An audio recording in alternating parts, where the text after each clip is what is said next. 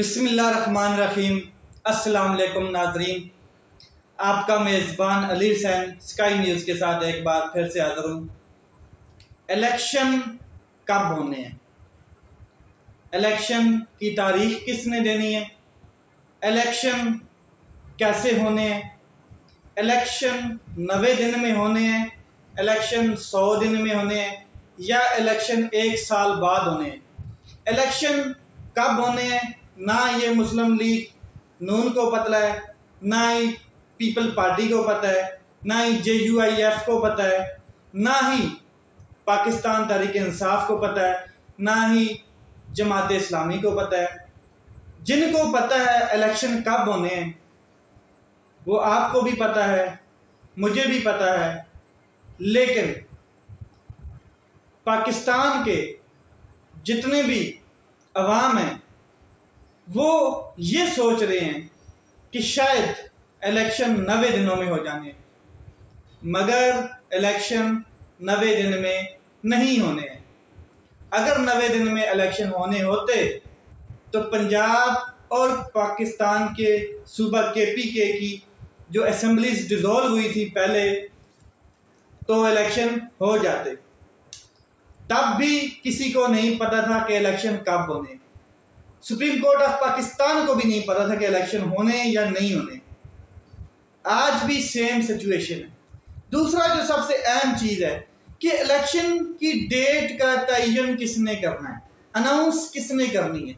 अब इसके ऊपर दो बातें हैं। एक तो आइन जो कहता है, आइन क्या कहता है उसकी रूल से देखा जाएगा। दूसरा जो ताकतवर लोग हैं, जो खलाई मखलूक है, जो वो लोग जो पाकिस्तान पे अपनी हुकूमत करते आ रहे हैं, सामने ड्राइवर कोई और बैठा है, गाड़ी कोई और चला रहा है और गाड़ी किसी और की है और उसको इंडिकेशन कोई और दे रहा है। इसी तरह ये इलेक्शन भी किसी को नहीं पता कब होने और डेट का तो बिल्कुल नहीं पता। आइन क्या कहता है, आइन ये कहता है जैसे ही असेंबली डिसॉल्व हुई है, समरी प्रोविंशियल असेंबली की है या फिर क्या कहते हैं वफाकी असेंबली है, तो ये डिसॉल्व होने के बाद जैसे ही सदर पाकिस्तान वफाकी क्या कहते हैं जो असेंबली है, पार्लियामेंट है, डिसॉल्व होती है, उसके ऊपर सिग्नेचर कर देते हैं। उस दिन के बाद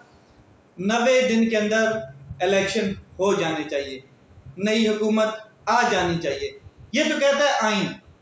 अब आइन को मानने वाले कितने हैं पाकिस्तान में, आइन को सुनने वाले कितने हैं, ये देखना है। और ये आप भी जानते हैं, हम भी जानते हैं, आइन के ऊपर अमल दरामद किसने कराना है, सुप्रीम कोर्ट ऑफ पाकिस्तान ने। इससे ऊपर कोई अदालत नहीं है, इससे ऊपर एक ही अदालत है, अल्लाह की अदालत। लेकिन यहाँ पर आकर सुप्रीम कोर्ट भी अपने घुटने टेक जाता है, क्योंकि सुप्रीम कोर्ट से ऊपर भी कुछ लोग ऐसे हैं पाकिस्तान में, चंद हजार लोग ऐसे हैं जिन्होंने पाकिस्तान के निज़ाम को मुंजमद किया हुआ है, कंट्रोल किया हुआ है। अब आए ज़रा जो एक नई गेम, जो एक नया क्या कहते हैं पता खेला है और उसके ऊपर बात करते हैं। सदर मुमलिकत डॉक्टर आरिफ अलवी साहब ने कल एक ख़त लिखा है इलेक्शन कमीशन को। ख़त की तफसील में मैं नहीं जाऊँगा, लेकिन 2-3 अहम चीज़ें जो है वो मैं आपको बताऊंगा। एक तो सदर मुमलिकत ने आइन के मुताबिक इलेक्शन की डेट देनी थी। देना तो ये था कि आप इलेक्शन की डेट दें और कहें कि जी 6 नवंबर जो मैंने तारीख दी है इसके ऊपर इलेक्शन हर हालत में होने चाहिए।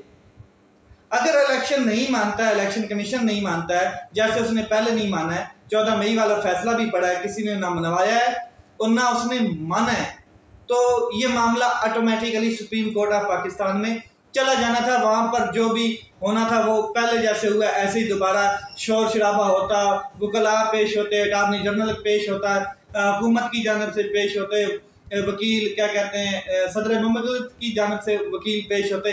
ये सीन चलता रहता और फैसले महफूज होते और फिर महफूज ही रह जाते, या फिर अगर फैसला दे भी देता तो उसके ऊपर अमल दरामद इलेक्शन कमीशन करता या ना करता ये आपको पता है। लेकिन सदर मुमलिकत ने डेट देनी थी। ये तजवीज़ क्यों दी सदर मुमलिकत ने? ये विकेट की दोनों तरफ कैसे खेल गए, इतनी बारीकी कैसे दिखाई कि एक ख़त लिखते हैं इलेक्शन कमीशन को और उन्हें कहते हैं कि जी मेरी तजवीज़ ये है कि फ़लाँ डेट को समरी मेरे पास आती है, क्या कहते हैं, असेंबली डिज़ोल्व की, और मैं फ़लाँ डेट को असेंबली सिग्नेचर करता हूँ। उसके बाद अगर अंदाज़ा लगाया जाए तो 89 दिन बनते हैं। 6 नवंबर को मैंने काउंट किए हैं और 89 दिन बनते हैं, तो बेहतर ये है कि 89 दिन 6 नवंबर को मैं तजवीज़ दे रहा हूँ, मेरी ये राय है, मेरा ये ओपिनियन है, मेरी ये क्या कहते हैं तजवीज़ है कि आप 6 नवंबर तक इलेक्शन करवा दें या 6 नवंबर वाले दिन ही इलेक्शन करवा दें। ये तजवीज़ दी। और दूसरा साथ क्या किया है? दूसरा साथ ये कहा है कि आप इस डेट के ऊपर या इन 90 दिनों के अंदर अंदर भी अगर आप इलेक्शन करवाना चाहते हैं या इस तरह का कोई मतलब के है तो आप सुप्रीम कोर्ट से रिज्यू करें, यानी कि अपनी सर से उठा के बंदूक इलेक्शन कमीशन के सर पे रख दी है, अपनी जेब से बॉल निकाल के इलेक्शन कमीशन की जेब में डाल दी है। और इलेक्शन कमीशन आपको पता है किस तरीके से इलेक्शन के ऊपर प्ले कर रहा है अपना रोल। तो सदर मुमलिकत साहब ने जी बरोज पीर वाले दिन 6 तारीख एडवाइज की है।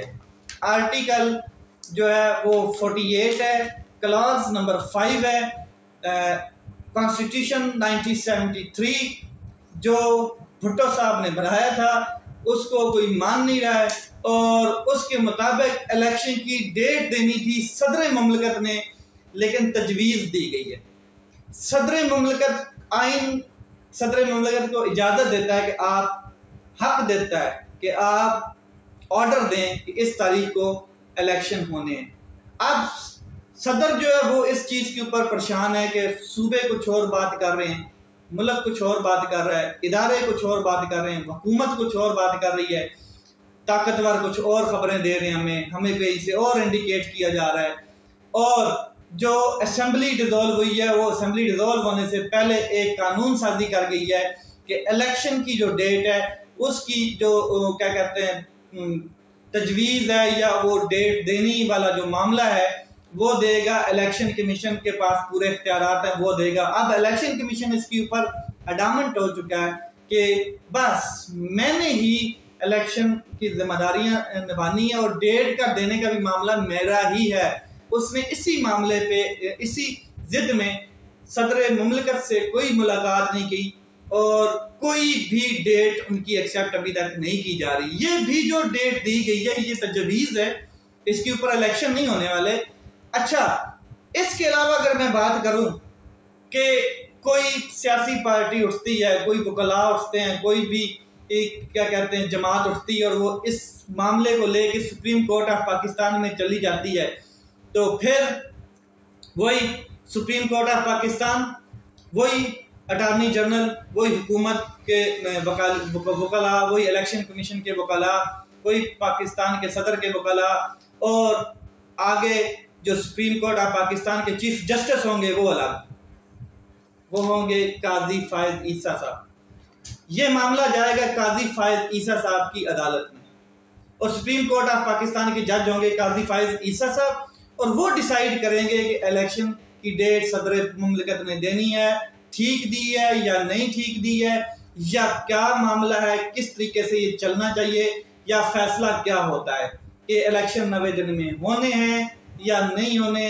ये सदर मुमलिकत डिसाइड करेंगे या इलेक्शन कमीशन डिसाइड करेगा? कौन डिसाइड करेगा? ये फैसला देंगे काजी फायज ईसा साहब। और काजी फायज ईसा साहब अब फुल कोर्ट बनाते हैं, हाफ कोर्ट बनाते हैं, या 2 रुकनी लार्जर बेंच बनाते हैं, 100 रुकनी लार्जर बेंच बनाते हैं, जितने भी हैं।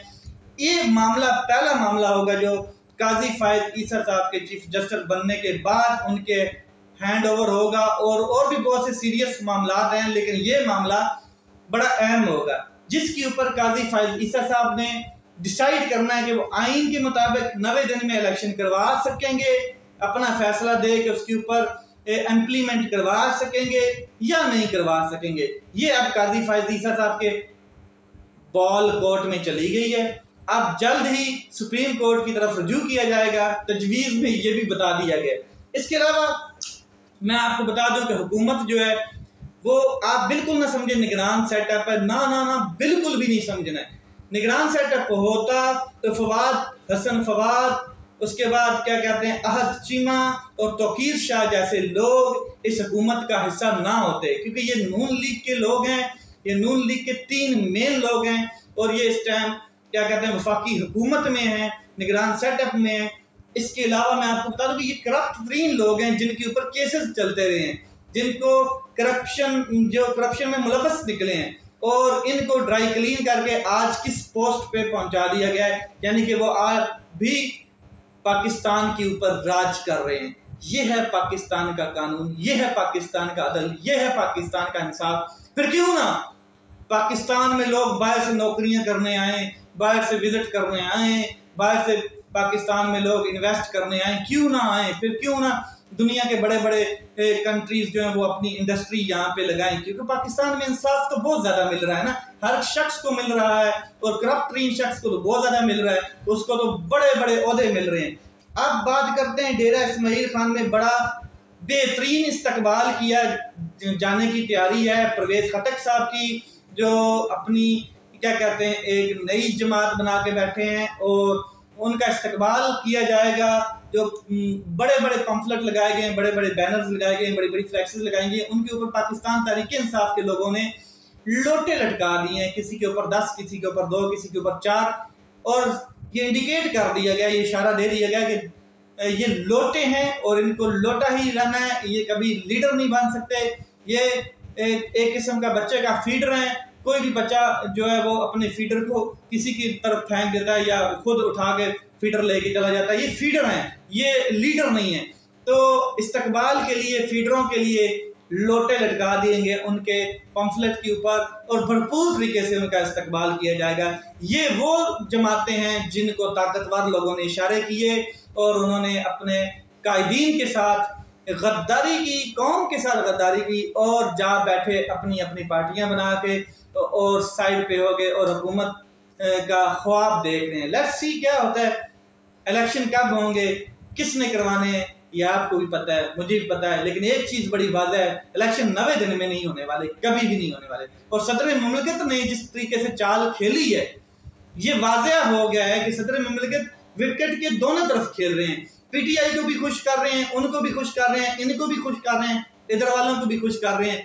बस अपना ख्याल रखें, अपने भाई के इस चैनल का ख्याल रखें। पाकिस्तान जिंदाबाद।